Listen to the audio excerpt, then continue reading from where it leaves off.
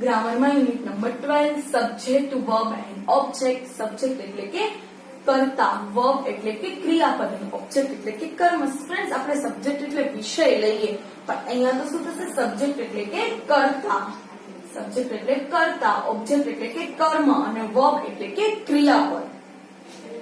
Okay, એટલે આપણે date name and roll number લખી નાખીએ. હવે આપણે જોઈએ સબ્જેક્ટ શું છે, વર્બ શું છે અને ઓબ્જેક્ટ શું છે. સબ્જેક્ટ વર્બ તો આપણે બધાએ જોયું, જે ક્રિયા જે કરે છે સેન્ટેન્સમાં એને કહેવાય, જે ક્રિયા છે જે કોઈ પણ વ્યક્તિ, એનિમલ કોઈ પણ છે એ કરે છે એને કહેવાય વર્બ. હવે આપણે જોઈએ તો subject is the door in the sentence. Subject શું છે? વાક્યમાં કર્તા એ કરનાર છે. જે આપણે વર્બ જોયા, જે ક્રિયા છે એ જે કરે છે એને શું કહેવાય? કર્તા, સબ્જેક્ટ. હવે ઓબ્જેક્ટ શું છે? The word that receives the action done by the subject is called the object. કર્તાએ કરેલી ક્રિયા મેળવનાર શબ્દને કર્મ કહે છે. કર્મ કોને કહેવાય? કર્તાએ જે ક્રિયા કરી છે એને આપણે મેળવીએ એને શું કહેવાય?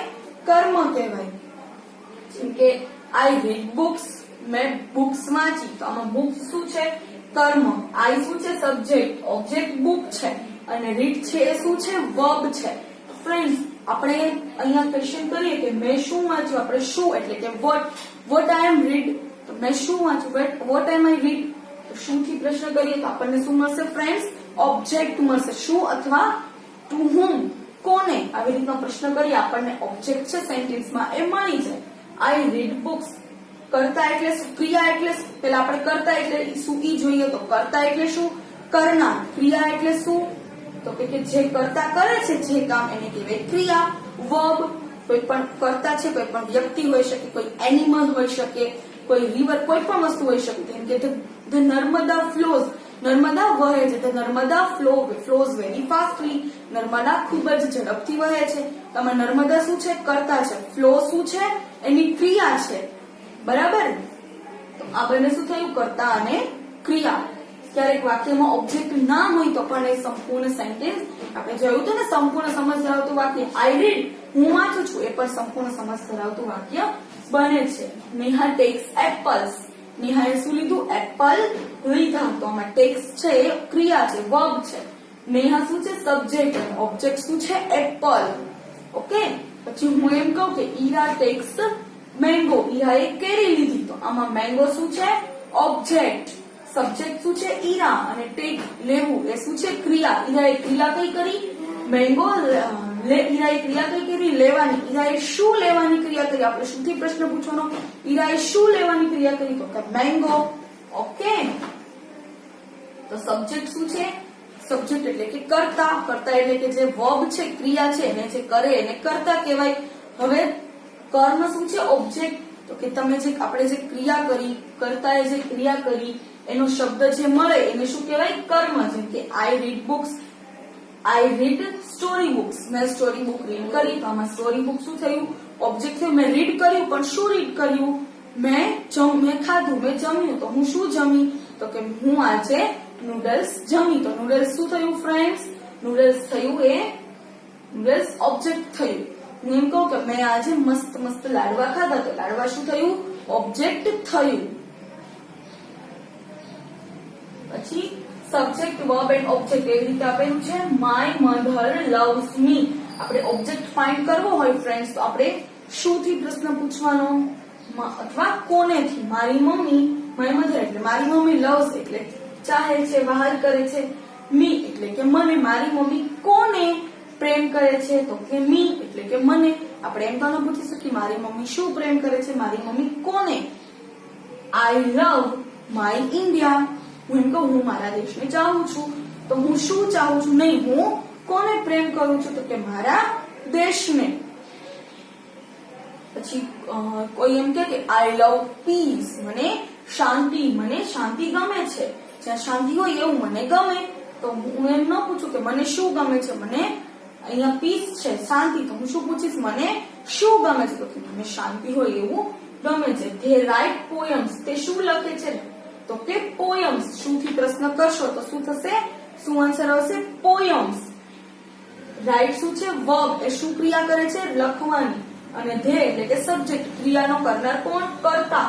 રાઇટ લખવાની ક્રિયા કોણ કરે છે? ધે એટલે કે તેઓ. તો ફ્રેન્ડ્સ સમજાણું, સબ્જેક્ટ એટલે કે કર્તા, વર્બ એટલે ક્રિયા અને ઓબ્જેક્ટ એટલે કે કર્મ.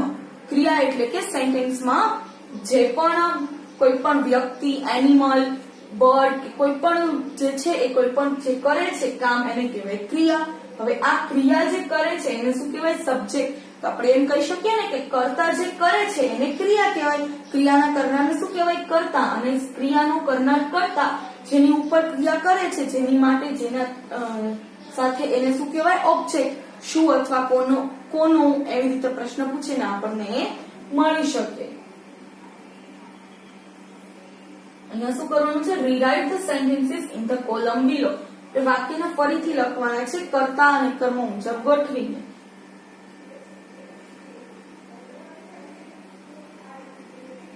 ફર્સ્ટ છે these boxes contains books. Subject, verb અને ઓબ્જેક્ટ આવી રીતે આપણે સેન્ટેન્સ લખવાના છે.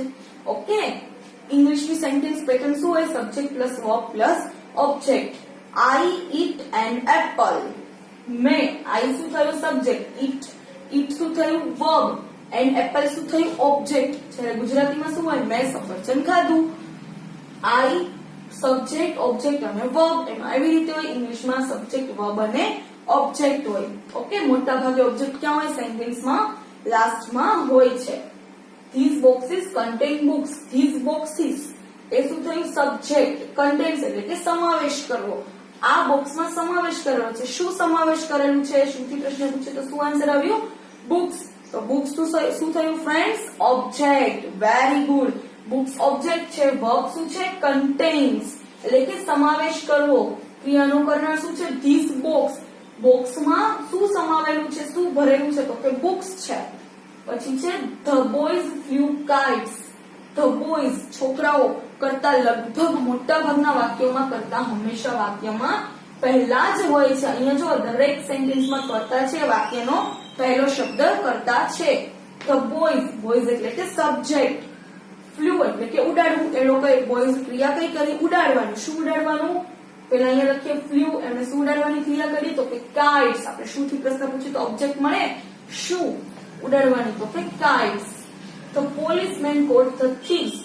ધ પોલીસમેન, તો મેં શું કીધું તું? જે પહેલું હોય એ શું હોય? સબ્જેક્ટ. ધ પોલીસમેન કોટ એટલે કે પકડવું. પોલીસમેન ક્રિયા કઈ કરે છે?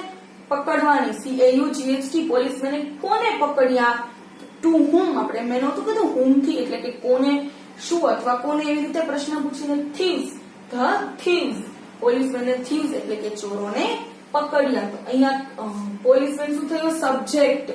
એ લોકોએ કામ શું કર્યું? તો કે કોટ એટલે કે કેચ, પકડવાનું. કોને? ધ થીવ્સ એટલે કે ચોરને. પછી નંબર 4.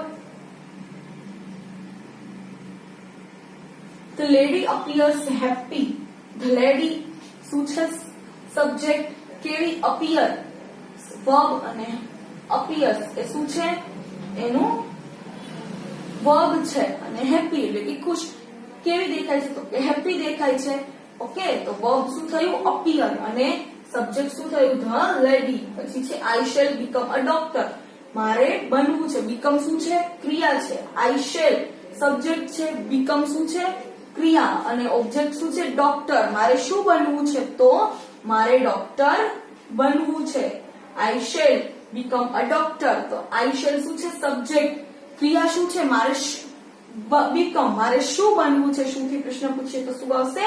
ઓબ્જેક્ટ. મારે ડોક્ટર બનવું છે. ઓકે, સબ્જેક્ટ, ઓબ્જેક્ટ અને વર્બ. સબ્જેક્ટ એટલે કર્તા કે જે ક્રિયાનો કરનાર. વર્બ એટલે કે કર્તા જે ક્રિયા કરે છે તે. અને ઓબ્જેક્ટ એટલે સબ્જેક્ટ અને વર્બ મળી અને જેના પર, જેની સાથે જે કરે છે જે ક્રિયા, એને શું કહેવાય? ઓબ્જેક્ટ. અને ઓબ્જેક્ટ કેવી રીતે મેળવી શકાય? શું અથવા કોને આવી રીતનો પ્રશ્ન પૂછીએ અને ઓબ્જેક્ટ મળી શકે છે. ઇંગ્લિશમાં સબ્જેક્ટ, વર્બ અને ઓબ્જેક્ટ આવી રીતનું સેન્ટેન્સ પેટર્ન હોય છે. I eat a mango. મેં કેરી ખાધી. I eat a mango. આ ઇંગ્લિશમાં થયું. ગુજરાતીમાં શું હોય? સબ્જેક્ટ, ઓબ્જેક્ટ અને વર્બ. મેં કેરી ખાધી. આમાં આવી રીતનું બંનેમાં થોડો ફેર છે. Okay, thank you friends.